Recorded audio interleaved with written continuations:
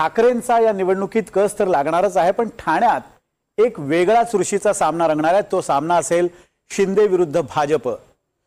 तोच सामना लक्षात घेत भाजपने आपले शिलेदार गणेश नाईक यांना बळ देण्याचा प्रयत्न केलेला आहे आणि नेतृत्वाचं बळ मिळाल्यानंतर गणेश नाईकांनी थेट शिंदेंचं नाव न घेता त्यांच्यावर 4 आरोप केलेत। हे आरोप नेमके काय आहेत आणि हा संघर्ष कसा रंगलाय आपण पाहूयात या स्पेशल रिपोर्टमध्ये। शेतकरी प्रकल्पग्रस्त कुठले मुंबईचे, पण सिडकोचे फंड कोविड सेंटरला कुठे मुंबईमध्ये, ठाण्यामध्ये, नवी मुंबईला ना त्याचा फायदा दिला। आता त्या नवी मुंबई महानगरपालिकेवर कोणाची सत्ता होती, कोण घरात बसून निर्णय घेत होतं हे सगळ्यांना माहित आहे। महापालिका निवडणुकीत ठाण्यात काय होणार त्याची नुसती झलक आहे।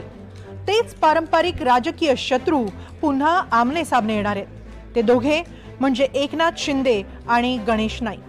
वनमंत्री गणेश नाईकांनी अधिकाऱ्यांची सिडको प्रदर्शनी केंद्रात बैठक घेतली। त्यावेळी नाईकांनी पुन्हा एकदा उपमुख्यमंत्री एकनाथ शिंदेंवर निशाणा साधला। कल्याण ग्रामीण विधानसभा क्षेत्रातील 14 गावं नवी मुंबई महापालिकेत समाविष्ट करण्यावरून सत्ताधारी पक्षात कलगीतुरा सुरू आहे।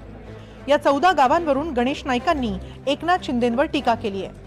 कोरोना काळात औषधं चोरली, पाणी चोरलं आणि भूखंड बिल्डरच्या घशात घातले असं म्हणत नाईकांनी शिंदेंविरोधात आरोपांची माळच लावली आहे। कोविडची औषधं चोरली, रेमडेसिविर जी अत्यावश्यक औषधं नवी मुंबई करता आली ती औषधं चोरून नेली। सिडकोचा कारभार नवी मुंबईमध्ये, शेतकरी प्रकल्पग्रस्त कुठले नवी मुंबईचे, पण सिडकोचे फंड कोविड सेंटरला कुठे मुंबईमध्ये, ठाण्यामध्ये, नवी मुंबईला ना त्याचा फायदा दिला। स्वतःच्या स्वार्थाकरता सिडकोचे भूखंड जे नवी मुंबईचे जनतेकरता मिळायला पाहिजे महापालिकेला, ते भूखंड बिल्डरांच्या घशात घातले। मी ते ओपन हाऊस मध्ये बोललेलो आहे।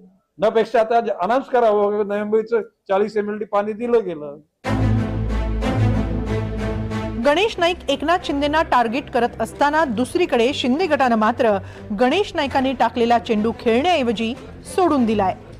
म्हणजे एखादा जर सत्तानाश झाला असेल त्यांच्या म्हणण्यानुसार, त्यांच्या दुसरे आमदार वेगळ्याच काहीतरी म्हणालेले आहेत, त्यांच्याच पक्षाच्या मित्रपक्षामध्ये त्यांच्या पक्षाच्या आमदार वेगळं, त्यांनी गणेश नाईकांना दोष दिलेला आहे। आता त्या नवी मुंबई महानगरपालिकेवर कोणाची सत्ता होती, कोण घरात बसून निर्णय घेत होतं हे सगळ्यांना माहित आहे। आम्ही महायुतीचा, मी खासदार आहे, ते आमचे महायुतीचे आमदार आहेत, त्यामुळे मी यावर जास्त काही बोलणार नाही। एकनाथ शिंदे आणि गणेश नाईक सध्या महायुतीत एकत्र नांदत असले तरी दोघांमधून विस्तवही जात नाही। गणेश नाईक खरं तर पालघरचे पालकमंत्री आहेत, तरी त्यांनी एकनाथ शिंदे पालकमंत्री असलेल्या ठाण्यात जनता दरबार सुरू केला होता। तर एकनाथ शिंदेंनीही गणेश नाईकांच्या नवी मुंबईत जनता दरबार घेतला।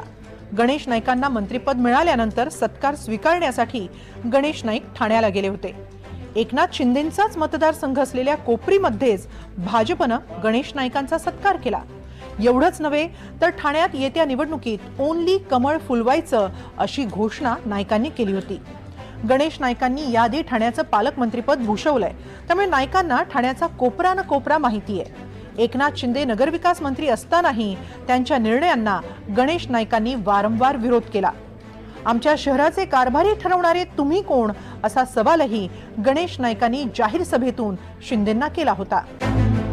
आगामी महापालिका निवडणुकीसाठी गणेश नाईकांनी एकनाथ शिंदेंच्या ठाण्यात बैठका घ्यायलाही सुरुवात केली आहे। एकनाथ शिंदे यांना घेरण्यासाठीच गणेश नाईकांना ठाण्यात पाठवण्याची भाजपची रणनीती असल्याची चर्चा आहे। ठाणे जिल्ह्यात 18 आमदारांपैकी शिवसेनेचे 7 आमदार आहेत, तर भाजपचे 9 आमदार आहेत। ठाणे जिल्ह्यात शिवसेनेचे 2 खासदार तर शरद पवारांच्या राष्ट्रवादीचा 1 खासदार आहे। गणेश नाईकांना भाजपनं ठाणे महापालिका निवडणुकीची जबाबदारी दिली आहे। त्याचबरोबर ठाण्यातल्या रवींद्र चव्हाणांना भाजपनं पक्षाचं कार्याध्यक्ष केलंय। शिंदेंच्या महत्वाकांक्षेला चाप लावण्याचं भाजपचं सध्याचं राजकारण पाहता यंदा ठाणे महानगरपालिकेची निवडणूक प्रचंड चुरशीची होणार आहे।